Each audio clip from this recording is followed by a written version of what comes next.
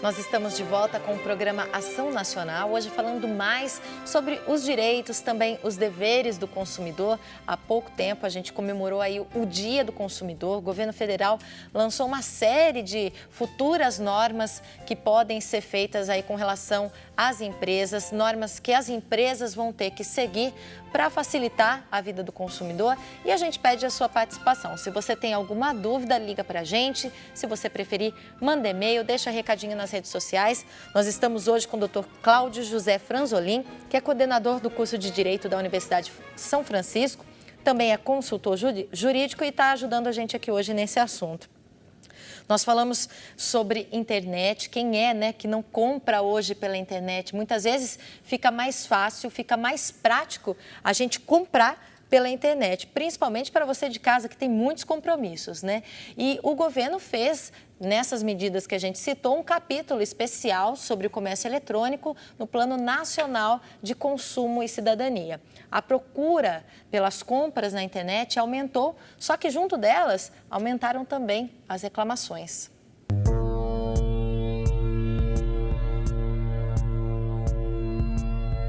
Juliana tem cadastro em vários sites de compras online. Interessada em comprar um celular, pesquisou e achou uma promoção interessante. Me cadastrei para receber promoções em sites de compras coletivas. Aí eles me enviaram uma promoção de que um celular estaria R$200 mais barato. Eu comprei esse celular e eles me informaram que seria 1 mês o prazo para aguardar o recebimento. Só que o barato começou a ficar caro. Foram meses de espera e muita dor de cabeça. Eu esperei 3 meses e não chegava o celular. Aí quando chegou, eu recusei, o carteiro chegou com o produto, eu recusei e pedi o dinheiro de volta, o estorno do valor, né? E demorou, aí eles me falaram que iria fazer para eu aguardar uma semana, sempre me dando esse prazo. E essa semana, uma semana, se estendeu para mais 3 meses.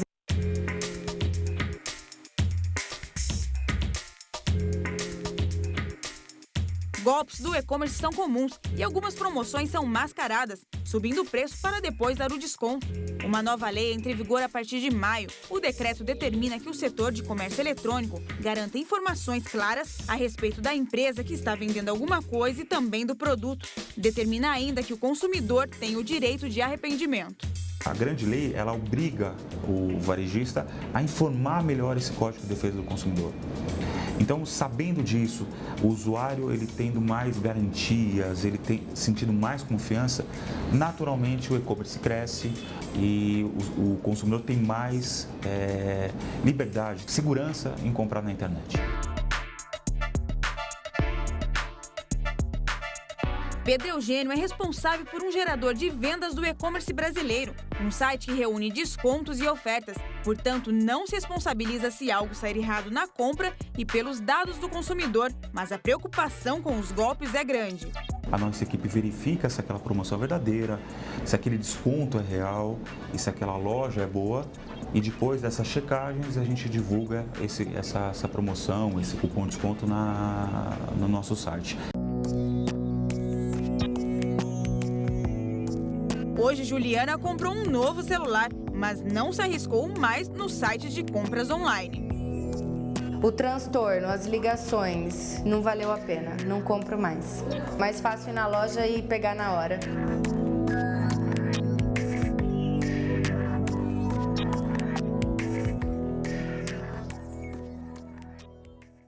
Uma pena que seja assim, né? Além disso, vai ter que ser obrigatório também a pessoa poder cancelar a compra.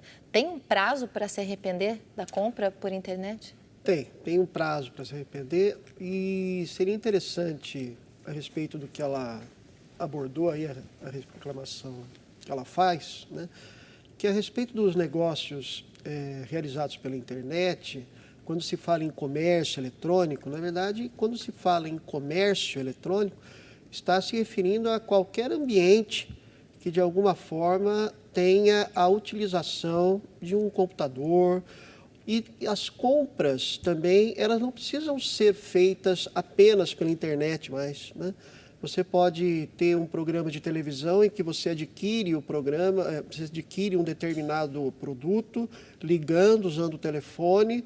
E estes tipos de situação, existe a possibilidade do consumidor ele desistir do negócio, né? Que é que é o denominado prazo de reflexão, que são 7 dias, né, da data da aquisição daquele produto em que o consumidor celebrou aquele tipo de negócio pela internet, que é o prazo em que ele oferece para o consumidor para ele poder desistir daquele tipo de negócio. Doutor, e a gente tem dúvida que vem das ruas com relação a isso que a gente está falando. Vamos acompanhar.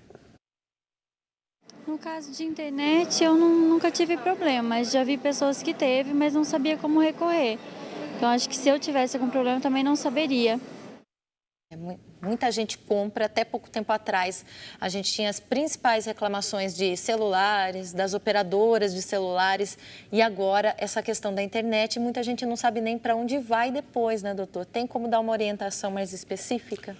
Bom, primeira situação é o seguinte, a respeito das compras, primeira coisa que o consumidor tem que ter sempre presente é procurar, pelo menos, saber ou vasculhar a respeito dos sites que possam, de alguma forma, representar algum tipo de confiança, né?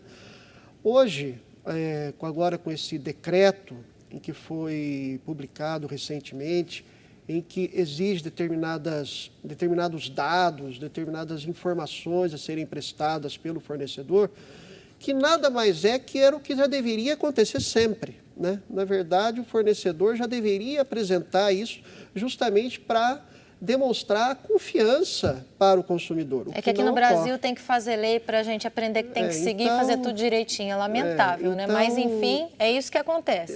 Exatamente. Esse decreto, ele fala, por exemplo, que tem que ter uma unidade física para que a pessoa possa se dirigir, se precisar, até o local, né? Esse assunto, então, quando estamos tratando do consumidor que vai adquirir esse produto, então, a primeira coisa, não tem uma fórmula mágica, tem que procurar saber e ter a possibilidade de vasculhar com quem comprou. Esse é o primeiro aspecto. Os sites que estão acolhendo esses tipos de operações, de vendas, de negócios, eles não são responsáveis ou são responsáveis. Isso é uma discussão nos tribunais, se eles devem ou não ser responsabilizados por acolher aquele tipo de situação de vendas, porque envolve uma operação em que todos os fornecedores, de alguma forma, estão participando para colocar à disposição do consumidor aquele tipo de produto para ser vendido. O consumidor, ele tem o direito de saber a respeito da qualificação do produto, da identificação do produto, do preço do produto, o prazo de entrega, as condições de pagamento, as formas para que esses produtos sejam colocados à sua disposição, quando e como aquele produto vai chegar, os custos, se vai ter ou se não vai ter.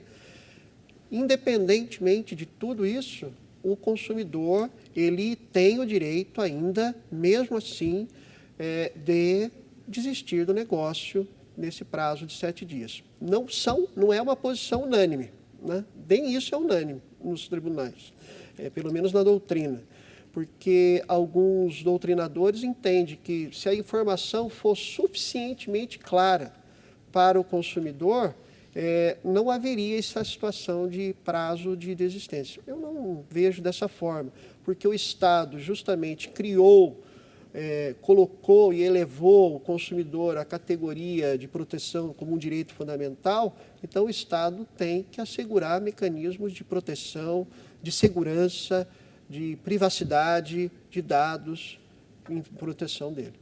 Entendi. E a gente pergunta para você de casa se você já passou por uma situação complicada, se você já teve que acionar algum órgão de defesa do consumidor, o PROCON. Se você tem alguma dúvida a respeito desse assunto, participe com a gente.